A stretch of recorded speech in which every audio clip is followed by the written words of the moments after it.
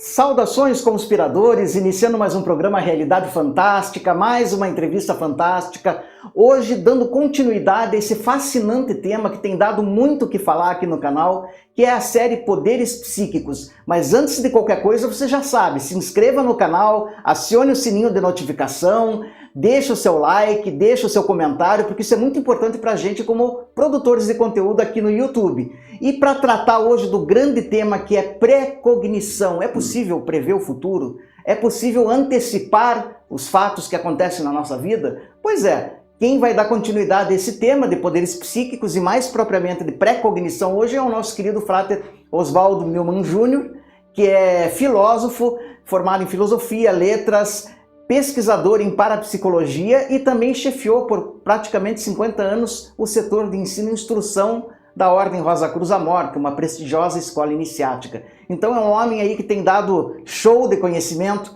nos programas que tem feito conosco e hoje vamos aprender um pouquinho mais com ele. Tudo bem, Oswaldo, com você? Tudo bem, Jamil? Então, retornando aqui com você, né? Uma boa tarde a todos e é uma oportunidade também da gente falar, dando sequência ao tema foi telepatia, clarividência, né? E agora precognição, que não deixa de ser uma clarividência futurista, né? E como o próprio termo diz, precognição.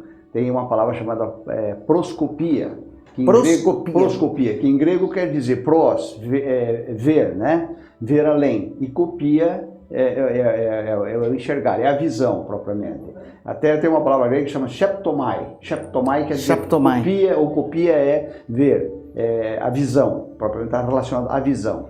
E o pros, ver além. Então, justamente essa clarividência intuitiva, né, desses grandes paragnostas ou dotados que viam muitas coisas além, nós falaremos um pouquinho sobre ele.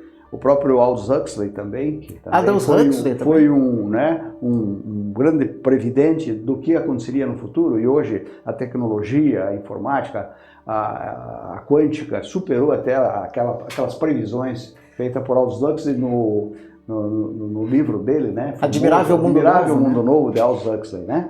Nostradamus e a Les Prophéties, mas nós vamos falar adiante. Com certeza. Eu só queria te perguntar, Oswaldo, porque existe, já para começar, uma objeção científica com relação à precognição, né? Mas se tudo está determinado, então, se a gente pode prever o futuro, a gente não tem livre-arbítrio, como é que a gente se contrapõe a isso? Então vamos tentar argumentar nesse aspecto, né? Mas antes, falando da definição, então, há uma definição de que a precognição, ela foge a qualquer inferência lógica e que esses fatos vistos, uma vez pressentidos, eles não poderão mais ocorrer interferências e eles se realizarão daquela forma como o paragnosta ou o dotado ou o pré-cognitivo antecipou. Mas essa é uma definição questionável. E existe uma do parapsicólogo Cassoli que fala que tudo aquilo que lógica, estatisticamente, você não pode também, dentro da lógica da estatística, aquele fato jamais seria previsível, ele fugiria à lógica, a qualquer inferência nesse aspecto, e ele vai ocorrer, e ocorre, como a própria história muito bem documentou, né, e registrou ao longo do tempo, da vida, de um próprio Nostradamus, que previu tanta coisa que aconteceram, coisas que ficaram realmente dentro de uma hermenêutica, previstas naquelas centúrias dele. Sim. Então, isso acontece de fato. Mas o que ocorre? Por que os cientistas, justamente, eles se opõem? Porque, como você falou, existe o livre-arbítrio. Para mim também, o livre-arbítrio é sagrado. É um dom divino. Deus nos deu o livre-arbítrio para nós caminharmos em qualquer direção. Então, nós vamos fazer o nosso destino. Entretanto, nós que estamos fazendo o nosso destino, pode alguém de fora, um paragnosta, um dotado, ter uma percepção sobre a nossa conduta, o nosso comportamento, que vai determinar um acontecimento. Agora ficou assim, claro. Você veja um indivíduo que todo dia ele gosta de beber ou de fumar. E lá adiante, o que pode acontecer? Às vezes a previsibilidade de encurtar a vida dele é muito como se fosse uma flecha e o arqueiro estivesse puxando o arco, né? Num determinado momento, aquela flecha vai sair em direção ao alvo. E o alvo aí seria não a vida, mas a transição, a morte. E é interessante que muitas pessoas já tiveram, ou têm, a todo momento, pré-cognições, né, Oswaldo? Exatamente. E tem mais, né, Jamil? O determinismo, que fica então embutido aí, ou, então existe o destino? Não. Nós fazemos o nosso destino, nós projetamos, nós criamos tudo. Mas tudo isso, através do comportamento do homem, um paragnóstico pode pressentir o que vai acontecer lá adiante. Ele tem essa previsão, essa possibilidade. Muito bem devido explicado. à hipersensibilidade dele, devido a essa clarividência do futuro, né? Então, essa oposição. E tem um outro detalhe. Você veja aqui, o próprio José do Egito, que nós falamos até na clarividência, ele previu os 7 anos de vacas gordas e 7 anos de vacas magras no Egito. E com isso o rei, né, o faraó, abasteceu os celeiros e o que houve? Aquele cumprimento da profecia ocorreu, só que eles estavam preparados. Então esse é o sentido. Para isso hoje você tem também a meteorologia, você tem os instrumentos, né, científicos, os diagnósticos, etc., que podem muitas vezes detectar sintomas e situações que daí deixarão de ocorrer. Então, uma profecia bem interpretada, ela pode ser modificada ou até evitada. Olha, isso é importante, hein, gente, guardar. Então, não é ser escravo. Não é fatalismo. Não então. é fatalismo, mas se alguém te ajuda e diz, puxa, não vá por esse caminho da direita, vá pelo da esquerda, que o da esquerda é seguro, porque ele já percorreu e já sabe. Não é interessante? Nossa, isso é fundamental. Então, a precognição é uma sabedoria divina, intuitiva, é da alma. Perfeito. Oswaldo, muitas pessoas já tiveram experiências de precognição, né? Por exemplo, através dos sonhos, por exemplo. Como é que a gente entende então, isso? Sonhos são fundamentais, né? Na nossa vida, o que é um sonho, né? O sonho ocorre justamente numa fase intermediária entre a consciência subjetiva e o subconsciente. Quando você está prestes a acordar, muitos sonhos ficam a nível inconsciente ou subconsciente e não se revelam. Então, eles dizem, não sonhei. Você sonha todos os dias. Só que alguns sonhos se revelam e quando é essa necessidade premonitória, eles vão ser muito importantes e vão se destacar. E aí cabe a você interpretar, anotar e ficar atento, né? Então, sonhos admonitórios, por exemplo.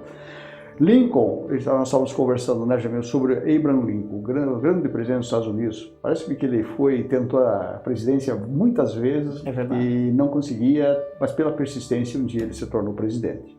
E um grande defensor, inclusive, até do preconceito racial. É verdade. Lutou muito pelos negros e provavelmente por isso foi assassinado. Mas a morte dele, ele previu num sonho. Não diga. Então, no dia 21 de março de 1865, ele teve uma visão, num sonho, uma visão profética, onde ele estava num catafalco, né, que é um caixão, né, com muitos cílios no seu entorno, e ele ali pressentiu ficou muito impressionado com aquele sonho que ele teve, vendo-se morto, né? Eita. Naquela circunstância. Então ele acorda, fica um pouco preocupado e não conta de imediato o sonho. Mas 2 dias depois ele revelou para as pessoas mais íntimas lá, os seus assessores e tal, que ele teve esse sonho. No dia 23, no dia 21 ele teve, no dia 23 ele revelou o sonho, 23 de março de 1865. Pois no dia 14 de abril de 1865, no mesmo ano, no Teatro Ford, né, ele foi assassinado por John, que eu nem procuro nem saber o nome, porque triste, né? Mas tirou a vida do grande presidente Lincoln. Então veja, é um sonho profético. Tinha um caso de um ferroviário que ele cuidava, né, tipo um guardião da ferrovia, e ele pressentiu no sonho que 2 trens iam se chocar na estação. E correu para lá de madrugada, quando ele viu um dos trens estava atrasado. E os 2 iriam entrar pelo mesmo trilho. Então ele acionou os alarmes, bandeiras e tal, e conseguiu evitar o acidente. Então esses são sonhos assim bastante proféticos e característicos, né? E tem os sonhos admonitórios, como dizia um doutor russo, Vasily Kassatin, Dr. Vasily Kassatin, um grande médico russo, e ele estudava então os pacientes e a questão dos sonhos em laboratórios até, né? E esses sonhos que ele previa, que ele sentia com os pacientes, às vezes o paciente vinha contar o sonho para ele, eram sonhos admonitórios ou precognitivos, né? Sonhos onde o sonho é como um diagnóstico, é um mensageiro da alma. O sonho é um sonho vigilante e te traz para você grandes verdades se você souber a eles se reportar e cuidar e interpretar, né? Então, sonhos, segundo o Dr. Vasilin ali, sonhos, por exemplo, onde o indivíduo se sentia assim, bastante ansioso, pressionado, né? Então eram sonhos que normalmente estavam relacionados com neurose ou hipertensão. Né? Havia sonhos onde ele sentia falta de ar, pulmão, pneumonia, câncer. Então eram sonhos que dava para fazer pré-diagnósticos mediante essas narrativas daqueles que viveram a experiência, né? Então fantástico. Ele foi anotando, foi registrando e foi vendo que aquilo era recorrente. Né? Como você mesmo contou um sonho, onde você não achava a entrada da sala, né? Sim. Para o trabalho, e depois aconteceu uma consequência contigo que você comprovou que o sonho tinha um sentido. Com certeza. Matemático. É matemático. Então tem muitos sonhos assim, um sonho, por exemplo, caindo no precipício. Então normalmente são sonhos ligados a problemas de arteriosclerose, obstrução nas veias, né? E o Cassatin, ele fez toda essa... Fez um estudo. E existe nos Estados Unidos, em Maimônides, o Laboratório dos Sonhos, onde o Dr. Charles Honorton fez um estudo com um metapsíquico que chamava-se Malcolm Besant. Sim. E esse Malcolm Besant era um inglês, extraordinárias precognições dele, e nos sonhos dele, ele antecipava o agendamento do dia seguinte com relação a uma experiência que ele fez com ele, onde ele trabalhava. Olha. Ele conseguia sonhar com tudo que ia ocorrer no dia seguinte. Que fantástico. Né, numa agenda profissional. E isso foi medido em laboratório. E isso o Dr. Charles Honorton comprovou com ele, pelos estudos, chamado Laboratório Maimônides de Sonhos, nos Estados Unidos. Que fantástico, não tinha... São coisas assim que a gente faz ver que o sonho como se diz assim, um instrumento divino, né, para o nosso despertar, para acontecimentos passíveis de ocorrer. Tem aquela pesquisa também do Máximo Inardo, como é que foi feito? O Máximo Inardo até tem um livro aí, o Paragnosta, né, Os Poderes do Paragnosta, e ele estudou um chamado, um holandês, o Croiset. Gerard Croiset, que já falei no Clarividência, que esse homem ajudava as investigações policiais, sim, ajudava a descobrir pessoas perdidas e coisas assim. Foi muito importante. E com relação a esse Croiset, aconteceu uma clarividência dele com relação ao Dr. Tenhaeff, que é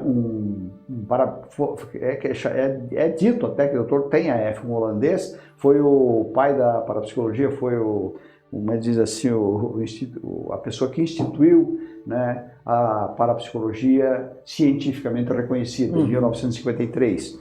E ele, estudando esse holandês, por isso que o Máximo Inardo conta no livro esse fato, que o Dr. Tenhaeff, em contato com o Croiset, levou num auditório, e neste auditório, o Croiset previu quem sentaria num determinado local. Olha ele isso. Descreveu a pessoa. E o Tenhaeff ficou observando para ver se realmente o poder do paragnosta conferia. Mas foi exato. Como ele falou, como ele descreveu a pessoa, aquela pessoa foi e sentou-se naquele local. Então, é uma previdência. Essa questão da antecipação de um fato, através dessa precognição, ou poder intuitivo da mente, justamente ocorre pela sincronicidade, né, com as leis cósmicas, onde há uma interconectividade, o tempo e o espaço deixam de existir. E existem condições e critérios para se determinar se é realmente uma premonição ou não? O fato é esse, né? Se a pessoa, a questão de uma precognição é muito importante, é a idoneidade, né? Quer dizer, aquela pessoa que tem uma previsão assim, aquilo deve ficar registrado, né? Registrado mesmo e guardado, para que depois venha-se, né, como foi o caso do Nostradamus com as centúrias. Ele registrava. Sem dúvida. E ele previa, inclusive, questões, por exemplo, relacionadas à Revolução Francesa, que ele previu a Revolução Francesa, ele previu o Henrique II, o rei Henrique II, sendo assassinado. Isso em 1555, ele teve essa visão. Em 1556, de fato, o rei foi assassinado. Que coisa. Então ele previu a Revolução Francesa, e naquela época não tinha guilhotina ainda. E ele via cabeças de reis e príncipes decepados. Que coisa. Então era uma coisa assim importante. Outra que ele previu foi a queda, a ascensão e queda do Hitler, com a Segunda Guerra Mundial. Ele previu a questão da bomba de Hiroshima e Nagasaki. Que coisa. Ele previu até as Torres Gêmeas, que ocorreu no dia 11... Poxa vida, agora 11 de março, se não me engano. Não, 11 de setembro. 11 de setembro de 2001, né? A queda das Torres Gêmeas. Ele previu a morte de John Kennedy, da rainha Diana. Veja então, que ele previa com séculos, né? Exatamente. E aí centúrias, elas têm uma dificuldade, Jamil, no sentido da interpretação, porque incorre numa tal de hermenêutica, né? Que é a ciência da decifração dos códigos. E às vezes essa decifração e esses códigos, conforme a hermenêutica, ela pode falhar. Então às vezes as pessoas dizem, não, tudo que o Nostradamus, o nome do Nostradamus era Michel de Nostredame, francês, doutor. Desde menino ele tinha visões, né? E depois ele pegou o nome lá, botou o nome, latinizou o nome, ficou Nostradamus. Sim. Né? Mas viveu 63 anos na face da Terra, dizem que ele previu o próprio dia da morte. Que coisa.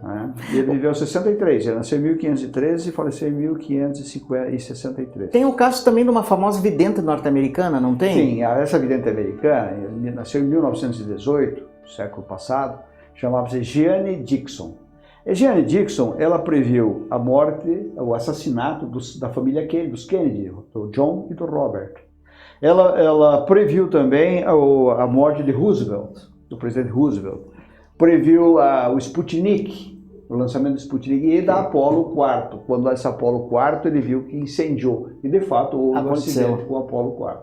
Então, Jeanne Dixon era uma vidente excepcional. Isso ela registrava, então não há como contestar. Porque se tem idoneidade, registrou, né? Sim. Guardou aquilo ali. Existe a imparcialidade do vidente, porque não está ligado com a vida dele, nem ele está forçando nada, aquilo vem espontaneamente. A Jung entrou já com a explicação da sincronicidade entre o subconsciente e o material, que a mente subconsciente ela persegue o seu objetivo até o final.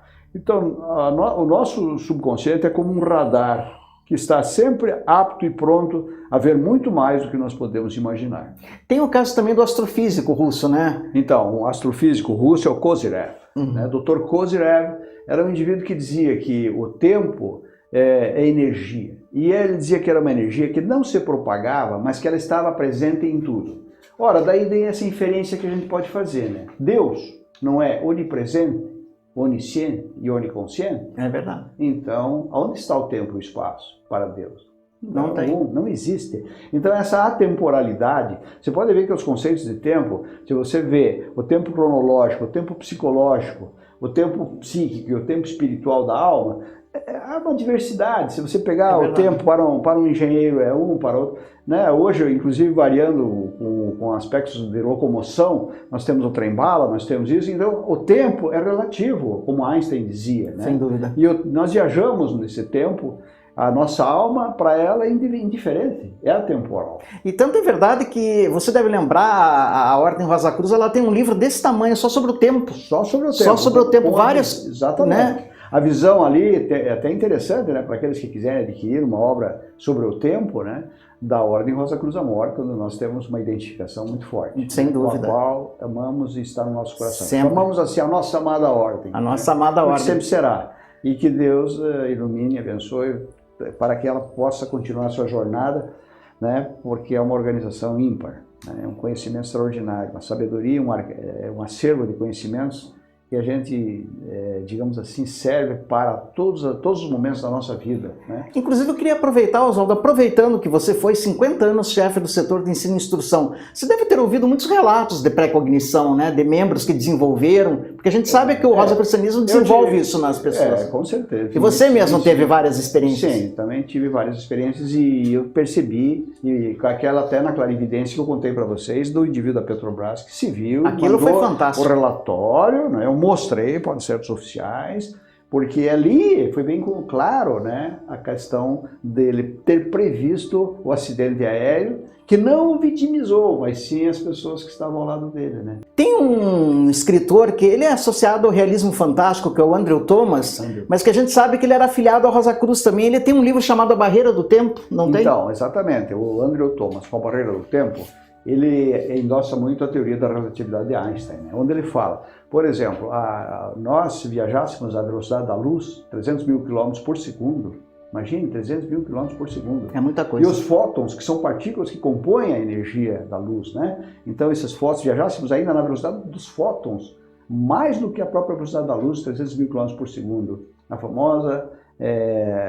famosa equação, né? E igual a mc ao quadrado, né? Energia multiplicada pela velocidade do quadrado das distâncias, uma coisa assim, onde você vê que a velocidade da luz, e ele fala aqui numa teoria, numa possibilidade de você acionar um foguete com fótons. Essa energia dos fótons conduziria esse foguete com os astronautas numa velocidade da luz, 300 mil, mais de 300 mil km por segundo, pelos fótons, acionando pelos fótons, né, que são partículas da luz. E que nessa viagem, o indivíduo, os astronautas, se eles permanecessem lá num outro universo, na Lua ou num outro planeta, por, digamos, 3, 4, 5 anos, quando eles voltassem à Terra, eles encontrariam isso aqui já sem sobrevivência ou sobrevivido, mas já com uma modificação de 100 anos. Que coisa, né? Já não seria mais este mundo. Aí prova que o tempo é relativo mesmo. O tempo é relativo e não existe. Oswaldo, a questão isso aí, todo mundo já passou por uma experiência como essa, do déjà vu, ou déjà vu, né? De você ter a impressão que você já viveu aquele momento. Tem alguma... Então, aí é que a gente diz, né, que é muito problemático você, às vezes, a precognição de dizer, não, eu já estive aqui, né? Então, o déjà vu é aquilo que a pessoa acha que já viveu aquela experiência ou que já esteve naquele local, né? Então, existem controvérsias nesse aspecto, porque a pessoa não pode se enganar. A própria precognição, o sujeito tem que tomar muito cuidado. Nós estamos falando aqui dentro de um terreno assim que se viu que há um endosso científico, filosófico, né? De pessoas de alto nível cultural que realmente se dedicavam a esses estudos de uma maneira assim muito séria, né? Muito correta, não com o objetivo de aparecer ou ter outra ou chutar, né? Sem dúvida. Eram coisas todas convalidadas, comprovadas, bem vistas. Então existe a precognição. E aí, eu conselho esse déjà vu é o seguinte: as pessoas, existe um chamado que se diz assim, imagens eidéticas. Eidéticas. São imagens que se fixam no teu subconsciente. Por exemplo, eu estou conversando com você aqui.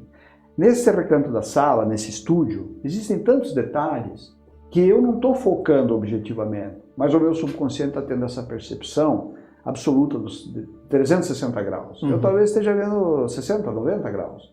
Então a visão focada, objetiva, ela está limitada. E o subconsciente não. Então, às vezes essas coisas já estão entrando, e quando eu vejo algo semelhante ou parecido lá, em algum local, eu digo, eu já vi, eu já estive aqui. E às vezes é que o subconsciente registrou situações vividas. Porém, existem, por exemplo, o Dr. Brian Weiss, que faz retrocognição, ele faz você voltar no tempo e ver coisas da tua vida através do teu subconsciente. Isso nós falamos no trabalho da reencarnação, na Morada do Silêncio. Sim. E trabalhamos muito com o Dr. Brian Weiss, porque ele era um cético no aspecto da reencarnação, e aí com os clientes ele começou a comprovar e ver que a reencarnação é um fato da vida. Como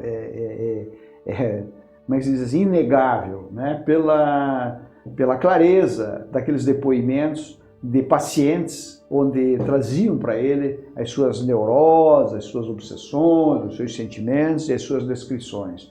Então era tão claro que ele passou a cuidar e a endossar a reencarnação através dos processos hipnóticos de regressão, né? O trabalho do Weiss ficou mundialmente conhecido. E o que aconteceu com o Brian Weiss, eu vi no Egito, por exemplo, onde os muçulmanos eles não acreditam na reencarnação. Não. Conversando lá com a guia, chamava-se Ana, no Egito, ela disse assim, olha Oswaldo, eu não acreditava em reencarnação, porque eu sou muçulmana e fui criado sob a égide da ressurreição. Entretanto, eu balancei quando veio morar aqui, numa cidade, eu não me lembro se era próximo de Luxor, e esta mulher tinha vidência. Ela veio, era uma americana, que aposentou-se nos Estados Unidos e veio terminar os seus dias de vida no Egito, porque ela dizia que ela era uma alma egípcia e ela se identificava com a cultura egípcia. E aonde ela apontava, naqueles terrenos de pesquisas arqueológicas, aonde ela apontava era escavado e encontrado resquícios. Você conversou com ela? Conversei com a Ana, não conhecia a vidente. Não conheceu a vidente. Ela me contou desta vidente. Incrível. Ela auxiliava os trabalhos arqueológicos do Egito Antigo. Fantástico. E até hoje estão descobrindo coisas e tumbas e todo remanescentes, né, de fósseis de vidas de coisas passadas. Mas... Oswaldo, muito decantado hoje a tal da ressonância Schumann. O que é isso? Pois então, a ressonância Schumann era algo que eu não domino totalmente. Inclusive, houve um fráter lá numa palestra, numa convenção nacional Rosa Cruz, né, que ele dizia assim, se você tiver pressa, ande devagar. Né? Mas tem um ditado, eu tinha uma pessoa com a qual eu convivia muito, e às vezes as pessoas faziam 1000 perguntas para ele, e ele respondia assim, quem aceita não tem pressa. Eu achava, mas como? O cara não está respondendo. Estava. É porque é o seguinte, no devido tempo, é como diz assim, a própria Rosa Cruz diz isso, né? Em cada lição oferecemos-lhe uma semente, compete-lhe plantá-la, cuidá-la e regá-la, para que cresça e dê frutos. Então não é agora, não é o momento, mas tudo vem ao seu tempo e as pessoas vão concordando e convalidando, porque elas vão viver essa experiência um dia, uma hora, né? E então essa questão da ressonância Schumann, o que se diz é que entre a atmosfera e a ionosfera, uma média de 100 quilômetros, mais ou menos, né? Entre isso existe um cinturão eletromagnético funcionando, e nós sabemos que sim, né? Então existem íons, todas essas subpartículas da matéria e um campo eletromagnético muito intenso, muito forte. O próprio teclado cósmico da Ordem Rosa Cruz mostra isso. Então o que nós temos do finito ao infinito, uma gama variada, né, de interferências e essa interconectividade cósmica. E nisso, com toda essa parafernália de instrumentos, dessa eletricidade, esse magnetismo tão hoje acelerado, isso acelerou também o movimento da órbita da Terra. Então esse movimento de rotação está muito mais acelerado. E você hoje não tem mais as 24 horas, você tem 16 horas, onde você tem que equacionar todos os seus problemas, as suas dificuldades, onde você tem que viver de uma maneira muito assim organizada para você vencer as demandas. E você pode ver que é assim. É assim. Você levanta às 8 e todo dia 10, mas não fiz nada. Poxa, todos os projetos eu estou realizando 10%.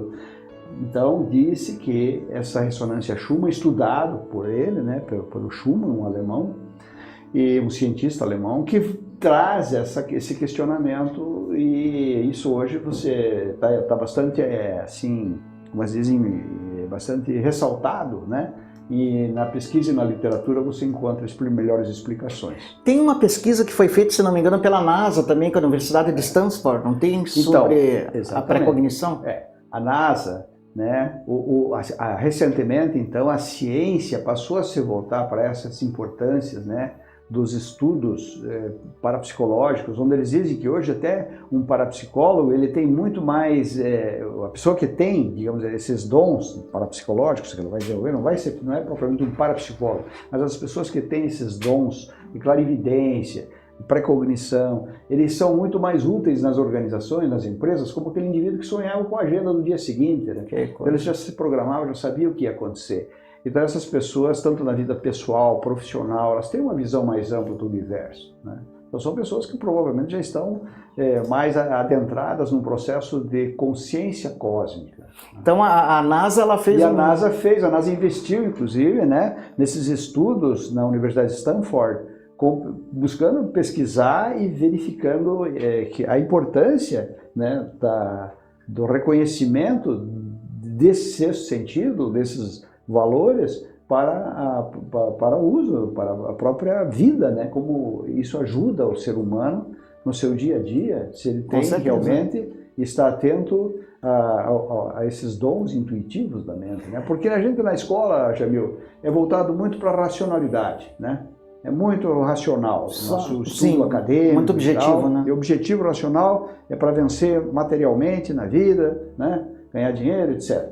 Mas não é só isso. A formação mística, ela mostra que para você ter um equilíbrio entre o QI, consciente de inteligência cultural e intelectiva, o QE, consciente emocional, e o QS, que agora vem se falando, consciente espiritual, você precisa realmente estar atento a todos esses valores. Todos são importantes. Tem a questão também de uma tal de máquina da percepção que foi desenvolvida pelo Charles Start. Como é que é isso? Então, esse Charles Start, em 1966, se não me engano, ele desenvolveu esta máquina para auxiliar o treinamento da clarividência, clareaudiência e pré-cognição.